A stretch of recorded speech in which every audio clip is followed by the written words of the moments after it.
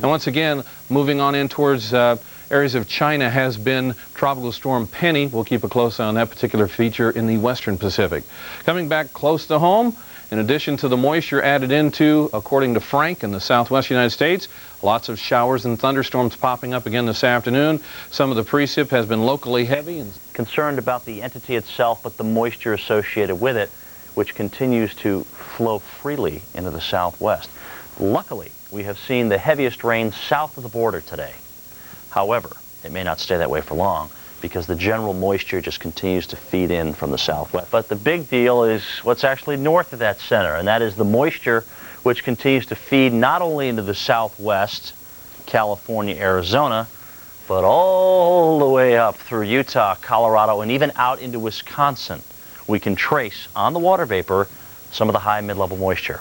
And that's why, in addition to 70-mile-per-hour winds today, north and south of Minneapolis, we've also had flash flood warnings come out for those cells. So, it's amazing, but that mid and high-level moisture actually enhances storms as far north as the Midwest. You can see where we have the actual precipitation, and in all honesty, a little bit of good news here as we kind of zone in a little bit on Southern California. The heaviest rain today has been south of San Diego and across the border. For some reasons of which I haven't quite figured out yet, this precipitation, as it's made its way across the border, has really weakened quite a bit. And if you looked at Imperial, California this morning, when it was 93 degrees with a 79 dew point, you said, oh man, they're going to get crushed because the low-level moisture is already established there. But no doubt local effects will drain dry air in from the mountains and the surrounding deserts, and that's helped to alleviate some of the moisture in through here. But still, we can't let our guard down because we're going to deal with this moisture over the next couple of days. As a matter of fact, just the last couple of hours, we saw our first ob at San Diego, SAN, coming in with the rain. You'll notice even on the estimated precipitation, the heaviest rain has been south of the border, but a few pockets southwest of Needles and west of Blythe. There have been some heavier rains today. So even though we may see Frank continue to dwindle, the moisture will stick around for the next couple of days, not only for Southern California, but all the way up through the Intermountain region. That's why they get flash flood watches out for Utah, in addition to Southern California. A little twist here, south of the Gulf of Tehuantepec continues to move on off to the west. This will have to break away from the monsoon trough, which we think it will do in the next couple of days, so it may develop slowly. We'll see. Not a lot to tell you about with regards to the upper level winds because everything's kind of flip-flopping here. We go from ridge to trough. It's actually a pretty extensive trough all the way from the east coast all the way down to the southwest Caribbean.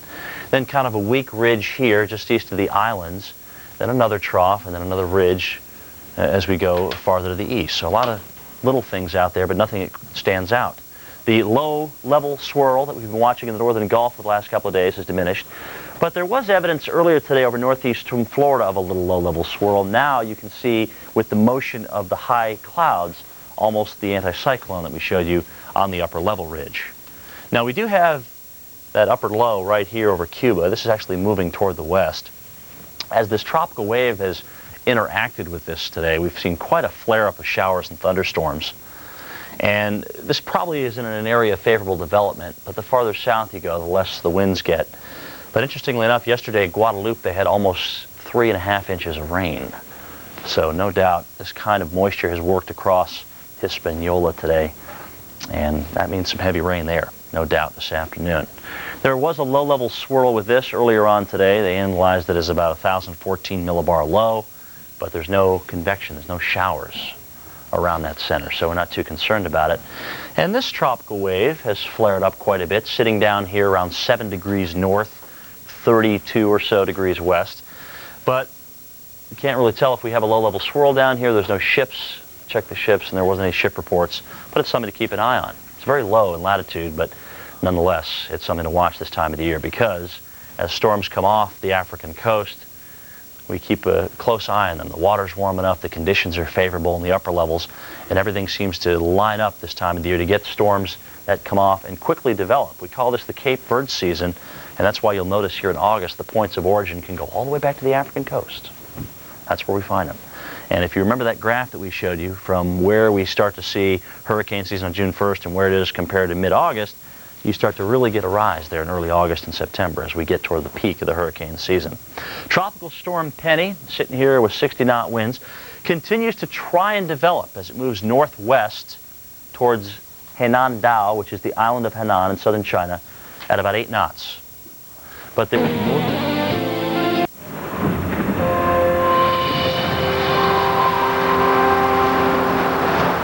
Thanks for joining us here at the Weather Channel. I'm Christina Abernathy. We still have some thunderstorms out there in parts of the Plain States and also into the upper Midwest and the Southeast. And we'll take a look at all of that coming up in just a moment. But first, your tropical update. And we have some new information here. Tropical Depression Frank, no longer a tropical depression. It has dissipated now. So this is the final advisory on Tropical Depression Frank. We are still going to be feeling the effects of this, however, in parts of the southwestern U.S., especially into parts of southern California, maybe into southwestern Arizona, but the moisture associated with that is working to the north, maybe impacting you for the next couple of days, so watch out for that. There will be some wet weather, and that could cause some problems. Some of the rain could be rather heavy, so be on the lookout here, especially into southwestern portions of California. We still have some flash flood watches in effect for you, so again, the rain is going to be the big story from this point on. As we move on northward, again, you can see the northward extent of our clouds and our storms here, but again, we have seen the clouds moving northward associated with Frank, so that's just sort of enhancing the wet weather here across southern California. And again, we do expect that to continue for the next day or so. So watch out for that here, and a closer inspection shows that around San Diego you're getting some of the rain. It'll be around Palm Springs too. As far as rainfall amounts, this is what we've seen so far. The darker green areas have seen the heavier amounts of rain, so we'll watch this and keep a real close eye on this part of the world. As we move southward, we're seeing the ITCZ here, but nothing at the moment catching our eye. Of course, this is an area we'll continue to watch as we head through time. Now into the Atlantic we go. Not a whole lot going on here. The Gulf, fairly quiet.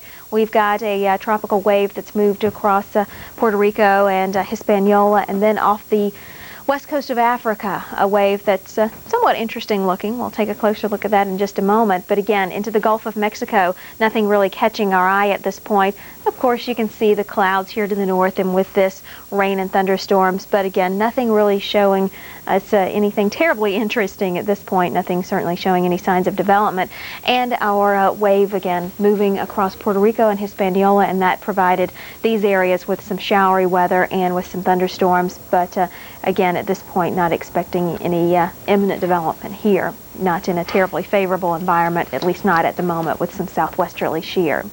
As we head out through the Atlantic off to the west coast of Africa, we continue to watch those waves move on off the coast, and to the southwest of the Cape Verde Islands, we are watching this area right here.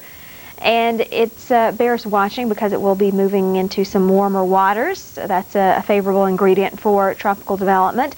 And again, it's certainly something we're going to be keeping an eye on. So just check back in with us periodically and we'll keep you updated on that. A little bit of climatology. Well, this gives you an idea of what we're looking at in August.